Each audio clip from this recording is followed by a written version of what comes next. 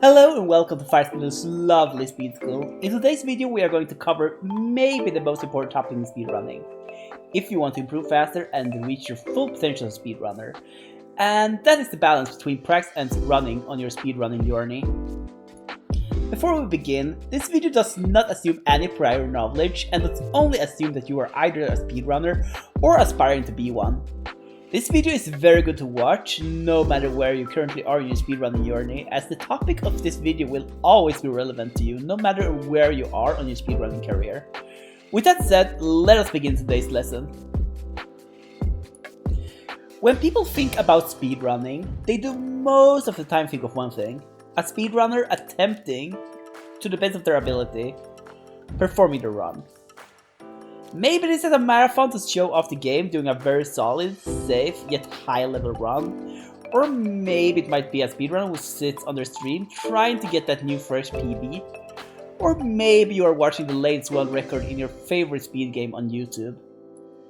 Although this is the most prestigious and arguably the most enjoyable parts to watch of speedrunning, it is not all there has to be to it. And I would argue that it's not all there should be to it.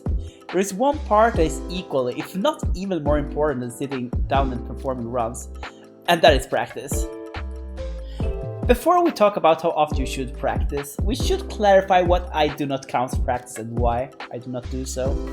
PB attempts does not count as practice. The reason for this should be obvious to most, but to clarify, the reason why PB attempts are very poor practice, in my opinion, is because of that during PB attempts, you do often reset your run over and over again, especially early on in the run, which means that you get a lot of practice at the early parts of the run, but very little practice at the later parts, which causes you to not be fully ready for the end of the run whenever you get there.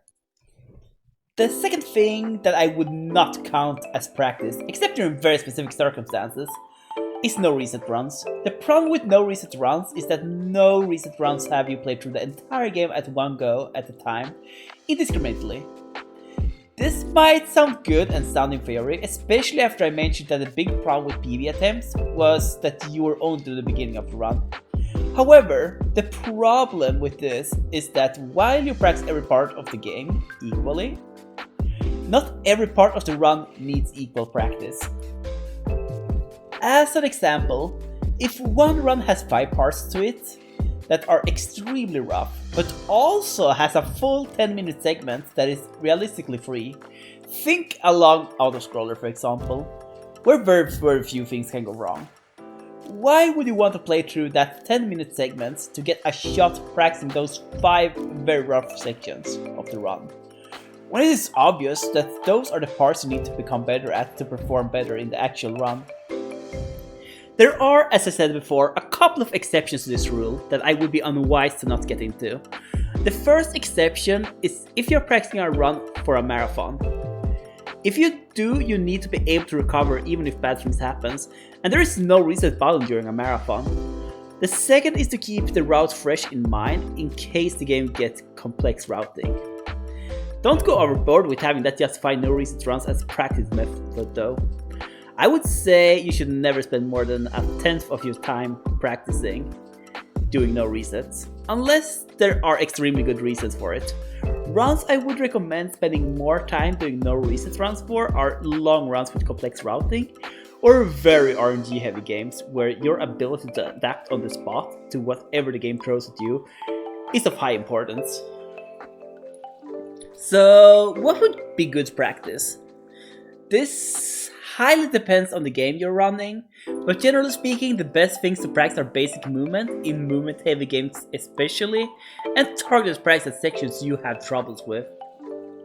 The reason why these things are so important to practice is because in terms of basic movement, having better movement will save you time throughout the entire run, and in terms of hard sections, it will increase your consistency, and you will be able to perform the strategies you intend to. You should also make sure you spend a sufficient time on your practice to learn new things, even though you might not even implement it into the run yet. So, on to the important question we are here to answer: how much time should you spend practicing? This is a highly individual thing, and will come down to how much you want to practice, of course. And to a certain degree how RNG heavy the game is. As in RNG heavier games, there is obviously an added value to performing attempts. Keep in mind, speedrunning is a hobby, but if you want to get good faster, I would not spend any less than 60% of the time I do speedrunning related activities on practicing. So say that you speedrun 40 hours per week, you are going to want to spend 24 of those hours practicing rather than doing runs. This might sound rough and to some even boring, but it doesn't have to be. Good practice can consist of doing segments of a run over and over again to get better. If you want to feel speedrunning, you could time yourself while doing these segments and see how you perform over time and to create something for your audience if you stream to get hyped about. It can also be something like practicing jumping and general movement, especially at the early stage of your running the game. There are plenty of ways you could make practice into a very fun activity.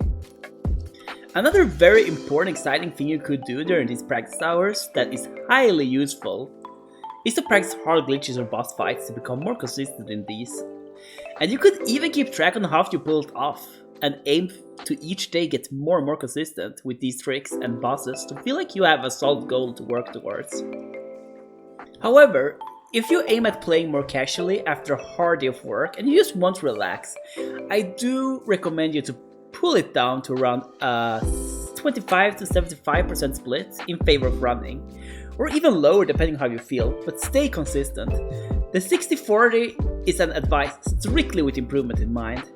If you just want to relax, it is definitely wiser to perform whatever you find the most appealing, but still put in some practice in there to even out some rough parts you are going to encounter during your learning process of the game. Another important thing to take into consideration is how you schedule your runs and practice. It might not sound very important at first, but it is very important to have a routine. There are several approaches to this. One in particular I am very fond of is if the game is short enough that you practice for a certain point of the stream and then do attempts for the rest of the stream. So let's say you stream for 5 hours per day. Then you would spend 3 hours of your stream practicing and then the rest of it doing runs. What part you do runs during is up to you, but I would generally recommend doing it somewhere in the middle of your stream for several reasons. The two biggest being that it's generally when you are the most focused, but it's also when you will generally speaking have the most of your core audience watching, which gives them something enjoyable to watch. However, set the schedule up so you are running when you feel the most confident in your ability to play the game. This is a process that is so individual, so I cannot really give an accurate general advice. But try to stay consistent with it and try to maintain your desired rate between running and practicing. And that should about cover it for how to frequently practice. I hope today's lesson was useful for you and that it has helped you to create a balance between running and practicing that works for you and will help you reach your speedrunning goals. Feel free to tell me in the comment section below how you balance practice and running and how you find it working for you, and if this video has in any way, shape or form inspired you to make any changes. Also, as always, feel free to press that cute little subscribe button for more videos like this one, my speedruns or other gaming related content, and if you like this video, also feel free to press the like button. If you have problems getting started running, I can also strongly recommend my video about how to get started running a new game. I do also very much appreciate if you have any questions, if you ask them in the comment section below as well so I can help you out further. Until next time, plenty of hugs and stay cute.